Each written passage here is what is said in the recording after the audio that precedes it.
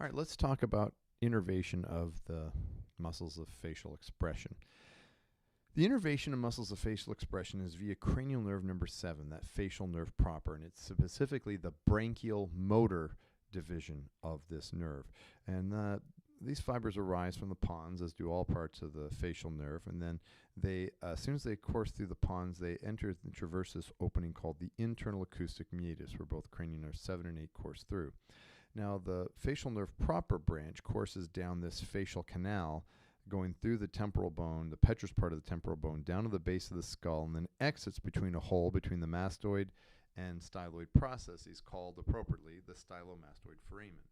Following exit of the stylomastoid foramen, the facial nerve gives rise to 5 branches prior to innervating the muscles of facial expression. And those 5 branches are, top to bottom, the temporal branch, the zygomatic branch, because they go by the temporal region and the zygomatic bone, and then through by the buccinator, the buccal branch, and then by the lower mandible, the mandibular branch, and finally in the neck, the cervical branch.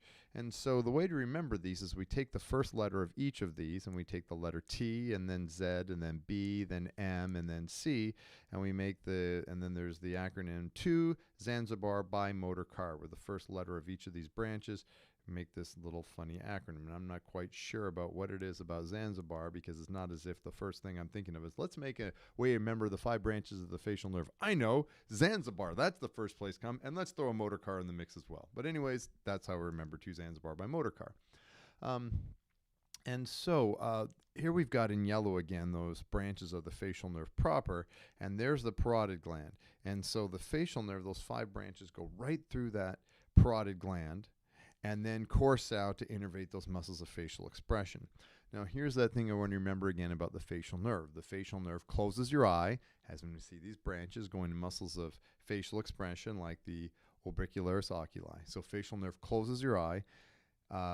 Taste pie, chorda tympani branch we'll cover again. Closes your eye, taste pie, makes you cry, lacrimal gland, the greater petrosal branch, again, something different.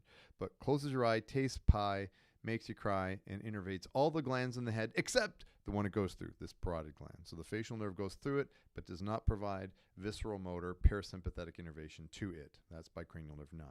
So thanks for Mark Nielsen for the beautiful Cadaver Pro section image to use, and also for 2 pictures that I drew in graduate school.